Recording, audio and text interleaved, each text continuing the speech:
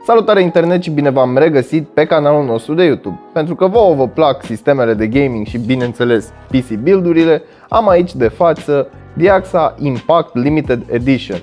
Sincer, nu știu exact de ce se numește Limited Edition, dar am o vagă presupunere. De ce? Pentru că placa grafică din el este un 1080 cu turbină și oarecum 1080 începe să devină din ce în ce mai rar pentru că nu se mai fabrică și bineînțeles lumea cumpără 1080 pentru că încă sunt niște plăci bune. Dar înainte de toate, nu uita să te abonezi și să activezi notificările, iar mai apoi intră pe cel.ro/giveaway pentru a te înscrie în concurs. Iar dacă vrei să-ți cumperi un sistem mai ieftin, recomandă cel.ro și adună puncte de reducere. Mai multe detalii în descrierea videoclipului.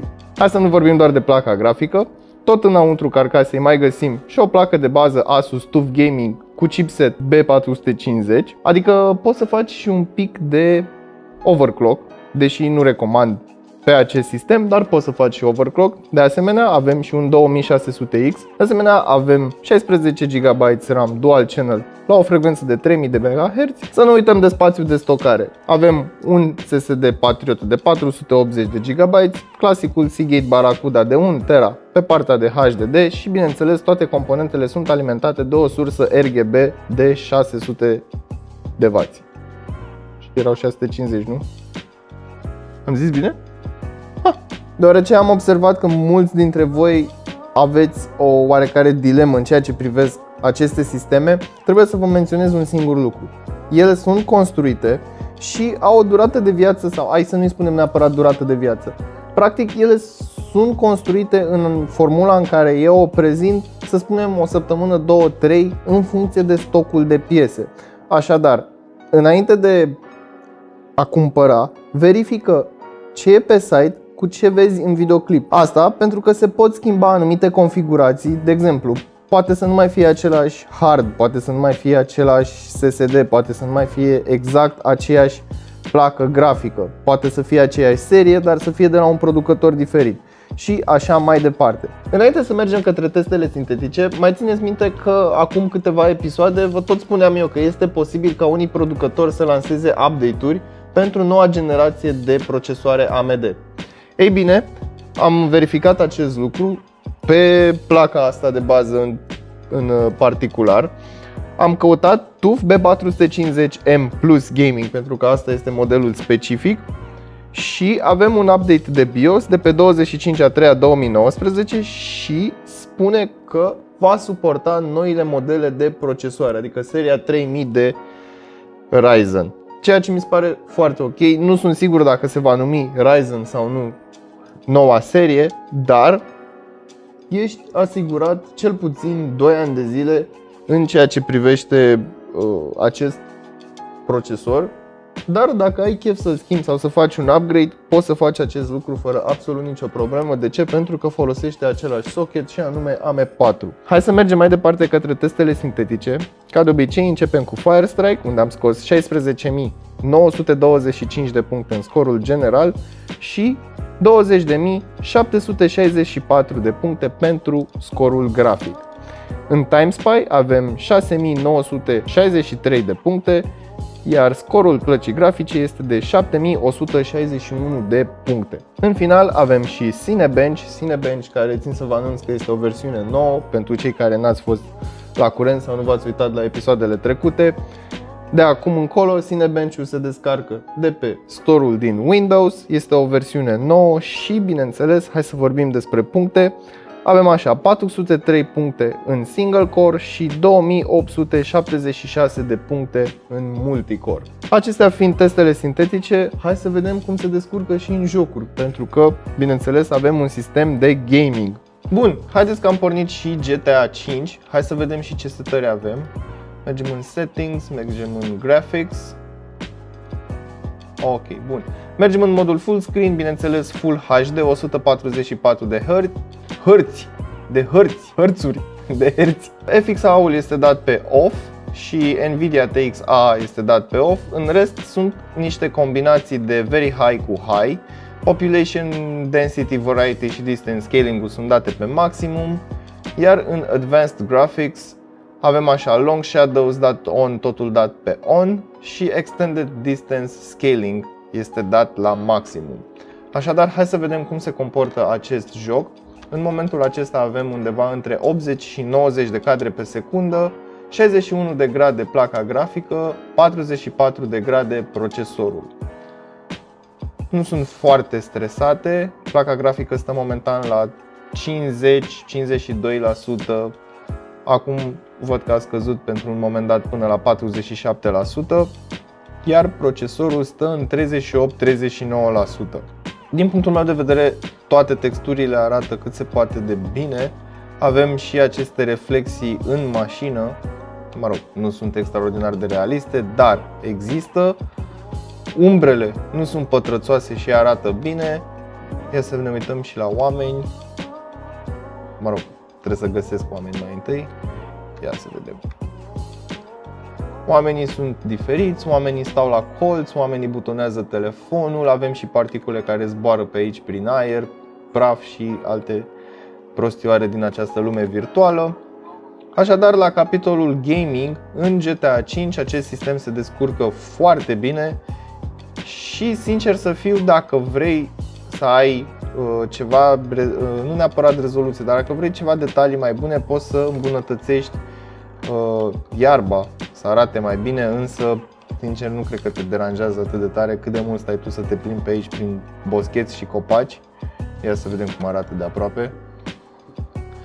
Mie unul personal deja mi se pare că arată foarte bine. Eu nu stau să mă joc GTA 5 pentru detalii.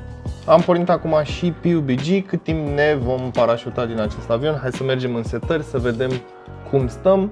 Suntem în modul full screen, bineînțeles Full HD, nu avem frame rate limit, toate detaliile sunt date pe ultra și, bineînțeles, V-Sync-ul, Sharpen-ul și Motion Blur-ul sunt date pe off pentru că nu le suportă nimeni. Îmi pare rău, setărilor, dar asta este adevărul. Bun, haideți să ne parașutăm și să vedem cum se mișcă jocul. Cât timp suntem în aer avem 140-150 de FPS-uri, 76 de grade în placa grafică, 44 de grade în procesor, iar procentajele sunt 93%, respectiv 30-40%. Așadar stăm foarte bine, iar eu nu am fost absolut deloc atent unde m-am parașutat și m-am parașutat în niște boscheți. Acesta a fost telefonul meu, până și lui îi pare rău de mine pentru că n-am fost atent unde m-am parașutat. Hai să găsim o casă, să vedem pe aici pe unde ne putem mișca. Bun, cât timp suntem la sol avem o medie de 100-120 de FPS-uri aproape. Ia uite, crește, a crescut la un moment dat până la 126 de FPS-uri. Texturile arată foarte bine, jocul nu are lag absolut deloc și, bineînțeles, experiența de gameplay este neîntreruptă. Așadar, este o plăcere să te joci știind că nu o să-ți crășuiască sistemul, că nu se va supraîncinge. Bă, nimic în casa asta, oamenii ăștia n-au lăsat nimic. Asta e, o să mor. Măcar înainte muream cu demnitate întreagă, aveam și o armă în mână. Acum o să mor cu o tigaie, probabil, sau... Am o grenadă. Sunt... Atât... Bine, nu știu exact ce aș putea eu să fac cu un shotgun, decât dacă e lângă mine și să-l trag în el, că în rest nu prea am ce să fac. Bun, hai să ieșim din casă și să vedem cum se descurcă jocul mai departe. Pardon. Sunt în inel, sunt ok. Am 5 gloanțe în pușcă, să mergem la bătaie. Nu știu cu cine o să ne batem, pentru că dacă mă vede cineva de aici și are o mitralieră sau o alt fel de armă, cum ar fi un sniper, deja sunt mort. Hai să mergem pe aici prin copăcei. Bun, în continuare avem 100 de cadre pe secundă, 110 chiar, 44 de grade în procesor, 80 de grade în placa grafică, ceea ce mi se pare foarte bine. Ei bine, prieteni, am pornit și Apex Legends. În momentul acesta avem 77 de grade Celsius în placa grafică și 45 de grade în procesor. De asemenea, placa grafică este folosită în proporție de 96% și procesorul undeva între 28 și 30%. De asemenea, țin să menționez că mergem la o rezoluție Full HD, mod full screen, totul dat pe maximum, mai puțin V-Sync-ul, pentru că nu-l suportă nimeni. Așa, revenim asupra jocului, este prima oară când mă joc, așa că habar nu am ce trebuie să fac. Știu să deschid o ușă, știu să apăs pe E să iau chestiile astea de pe jos și cam atât. În continuare avem 97-98 de FPS-uri, calculatorul, sau mai bine spus sistemul, se descurcă foarte bine. Am găsit o cască. Ok. Nu văd să avem lag, nu văd să avem absolut nicio problemă, ceea ce mă bucură foarte mult. De ce? Pentru că este un joc destul de nou și, bine, nu cred că mănâncă extraordinar de multe resurse, însă este de apreciat faptul că avem peste 60 de FPS-uri, deci este mai mult decât jucabil. Ok, bun. Tot ce știu despre jocul acesta este că sunt în echipă cu 3 oameni și probabil o să mă omoare pe mine primul, pentru că eu nu am absolut niciun fel de experiență. Exact, după cum spuneam, deja mi-am luat un glonț. Panică. Hei, uite, am o armă mai bună. Bun, avem 76, 80 de FPS-uri. Din nou, stăm foarte bine. Nici măcar nu știm unde sunt inamicii, dar avem o performanță foarte bună.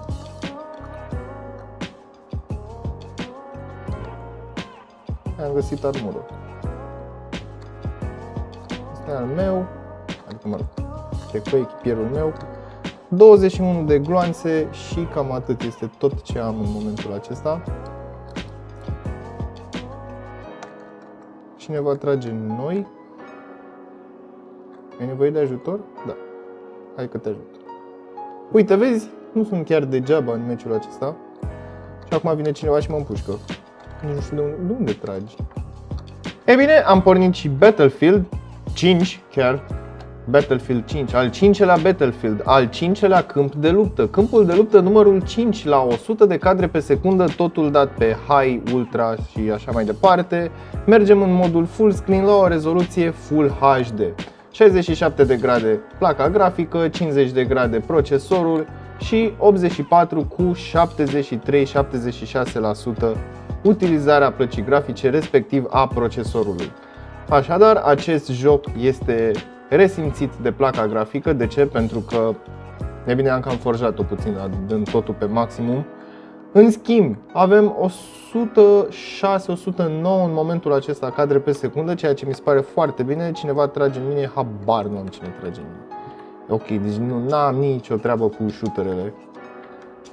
Poate când o să apară un joc cu mașini pe care o să-l vreți și voi să-l testez, o să-l testez și atunci, da, o să spun că am ceva mai multă experiență la...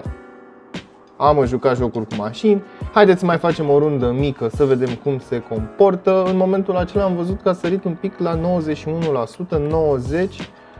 procentajul de utilizare a plăcii grafice, însă din nou nu este nicio problemă, nu avem lag.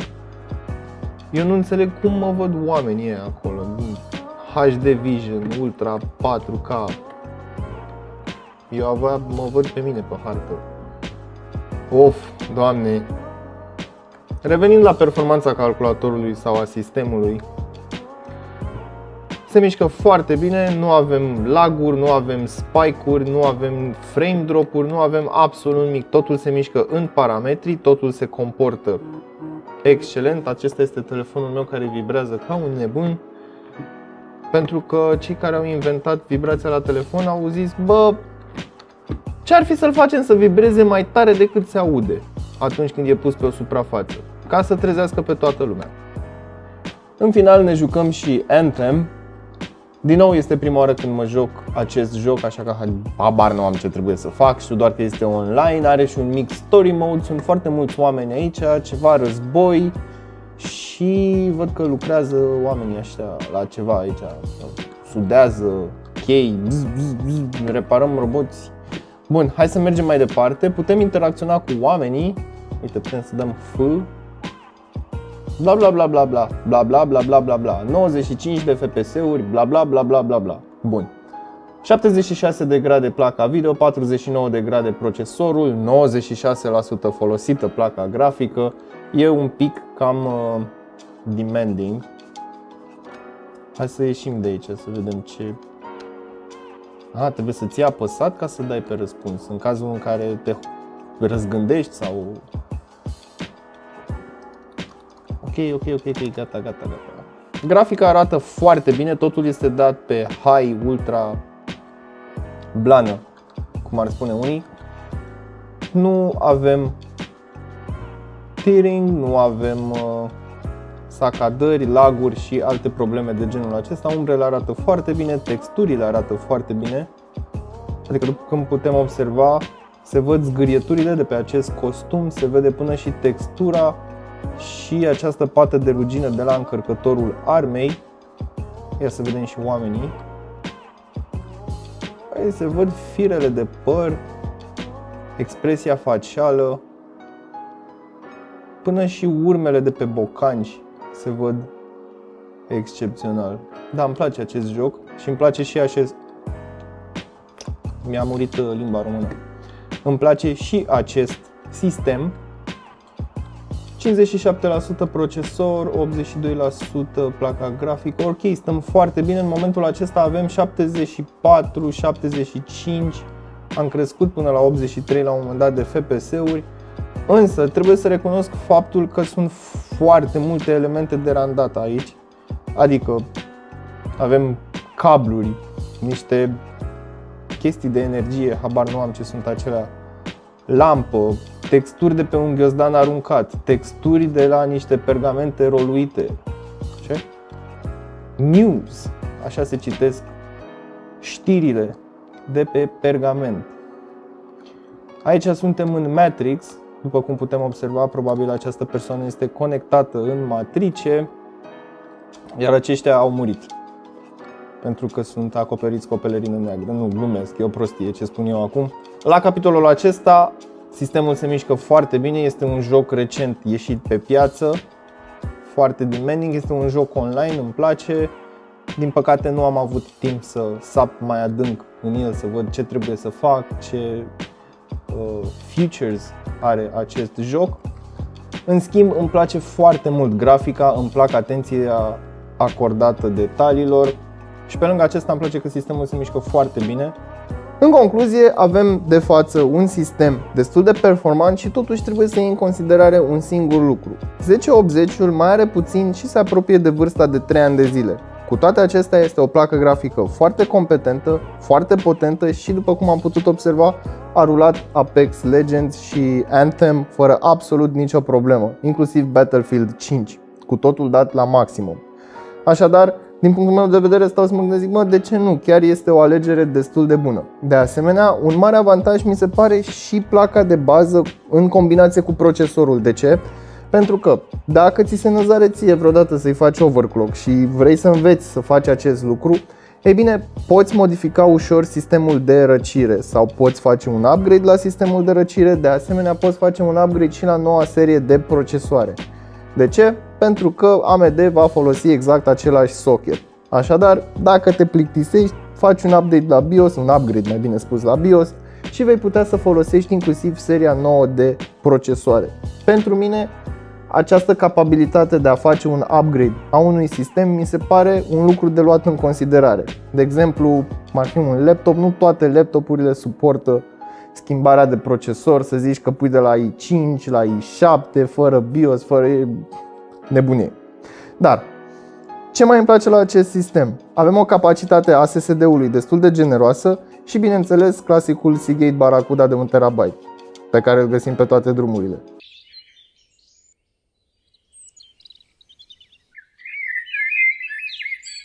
Cât timp am testat noi acest sistem, am observat că jocurile rulează destul de bine și la o rezoluție 2K.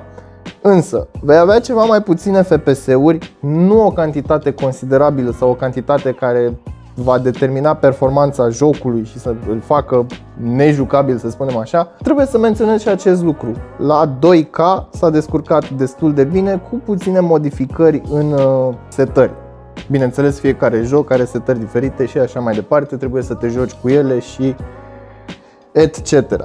Acestea fiind spuse, eu am fost Dragoș, acesta a fost Diaxa Impact Limited Edition. Țin să menționez încă o dată că această configurație poate varia în funcție de timpul la care vizionezi acest videoclip. Dă-mi puțin. Deci, ca să vedeți, că punem și chestia asta. Știri de ultimă oră. Telefonul tău ascultă ceea ce faci. Acesta este telefonul colegului meu și mi-a recomandat Philips OneBlade. De ce? Pentru că motivul este evident. De ce am nevoie de Philips OneBlade. Dar ceea ce mi se pare și mai important este faptul că în feed-ul lui Cătălin de pe Instagram apare Philips OneBlade la aproximativ nici 5 minute după ce el a menționat acest lucru. Necăutând de multă vreme Philips OneBlade pe Google sau așa mai departe. Ceva este ciudat. Dacă voi ați pățit așa ceva, lăsați-mă să știu. Revenind asupra acestui sistem, eu am fost Dragoș, acesta a fost Diaxa Impact Limited Edition. Gata, Philips OneBlade.